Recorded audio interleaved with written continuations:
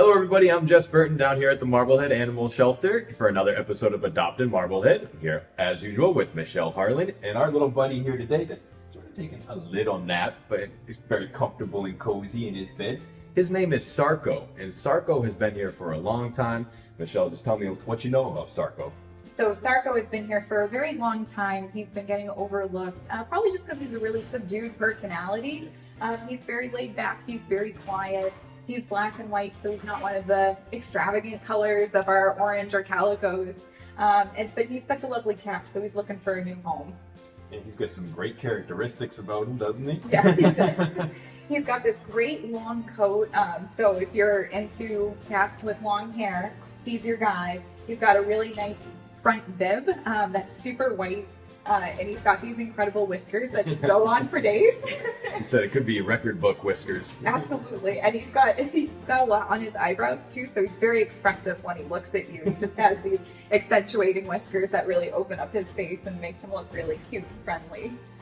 And he has those cute little paw pads that get really fluffy as well. Originally meant to protect like the soft little beans that they have. My friend calls them Grinch feet. Grinch feet. Yeah. That's proper, yeah. He's got Grinch feet and wizard whiskers. Wizard whiskers and Grinch feet, and you can't beat that, so. A cute combination, that's for sure. Yeah, and he's also got these really sweet eyes that are like kind of this green-yellow color.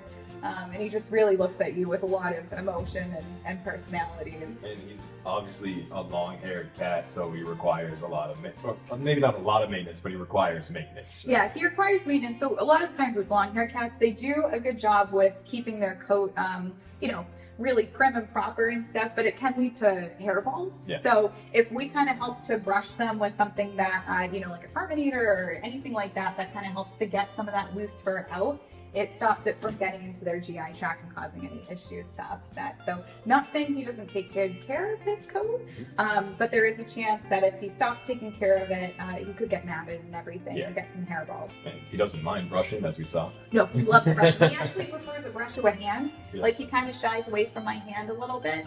But if I brush him, he just leans into it, and then I can sneak in a little pet with my hand, and then I can go back to brushing him, and it gets him to feel a little bit more comfortable too. He's extremely laid back. Hasn't hissed. He's approachable. He lets you pet him kind of right away. I mean, as long as you're not like going after him and trying to really be aggressive with him or surprise him, he's going to be a very low-key cat, seems like. Yeah, he definitely would, once he gets comfortable, which might take a little bit longer, especially depending on the house you're in. But if it's a quiet house, he'll open up a little bit easier, and he just likes laying his bed and snuggles. So soon he'll kind of get close to you on the couch, he'll get close to you in the bed, and he's a big cat, so he'd be a great little snuggle buddy. Is this what you've seen from him most of the time, is just kind of relaxed and sleeping? Yeah, he lays in his bed, he sleeps, he lets us work around him when we're sprucing up his little area. I've heard he comes out for other people. For me and my crew, he's very chill and just stays in his bed and watches us and eats some snacks that we give him and then goes back to bed. He does like the snacks. He loves these. He does love the snacks. Yeah, that's another way that you can get him to kind of warm up to you, is giving him some really high reward treats like churros or chicken or turkey or anything like that, if you really want him to warm up to. And he'll open up, he'll come out. He's not so shy that he is going to turn his face away from you giving him food.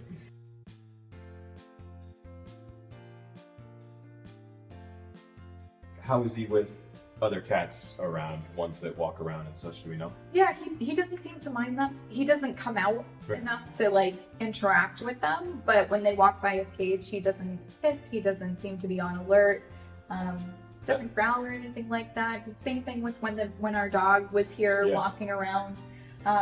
He didn't seem bothered by them. So that's great. So probably no restrictions that we can think of when it comes to having other cats or other pets in the house. I think that if we do the proper introductions we always talk about, then it should probably go okay. Yeah, I wouldn't foresee any sort of issue, particularly if you do that. Look at those toes. The Grinch feet. Thank you for showing us. Particularly if we do that slow introduction to a really small space that has everything he needs, some quiet space that you just go in and feed him and spend some time with him.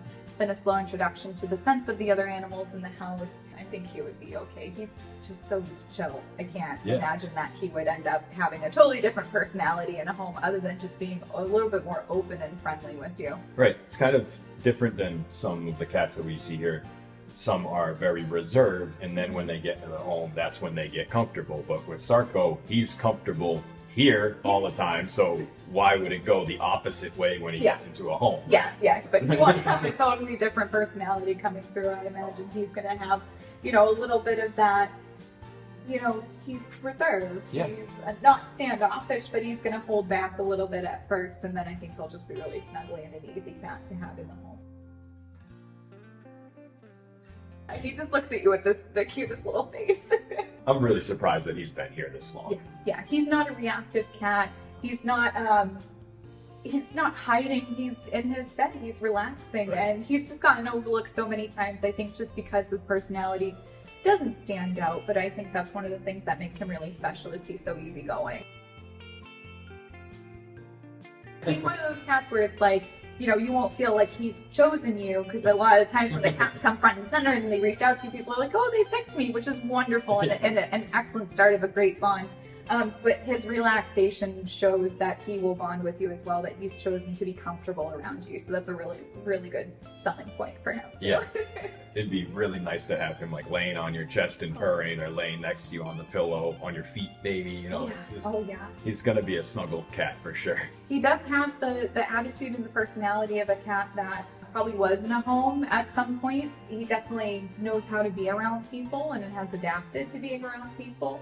Another reason he might have gotten overlooked is he's been on the lower level of kennels here for a while. We brought him up to this one so that it's easier to film, but sometimes the ones on the lower level get overlooked, and people come in and they just see one cat in the higher level or kittens up top, and they just fall in love right away, and they don't really explore. And unfortunately right now, with the case of Sarko, he's been here since June, and the shelter's pretty much empty behind the camera right now. We have 3 or 4 cats that we've done AdoptIN Marblehead for. We have Carolyn over here, we have Sylvie back there, and Hattie as well. And these 4 have all been here since the summertime. So it's kind of sad to see that we're empty, but these 4 particular ones keep getting overlooked for some reason. Yeah, definitely.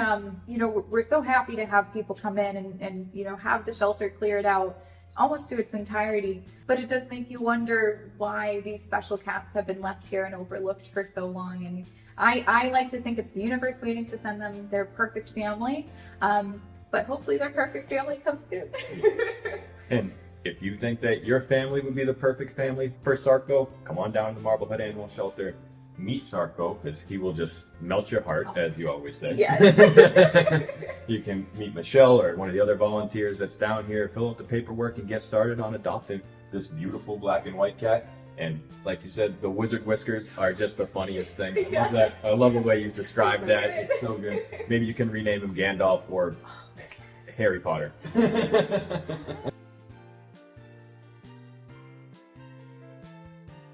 Thank you for watching AdoptIN Marblehead. I'm Jess Burton, that's Michelle Harling, and that's Sarko. I hope you'll all see you soon.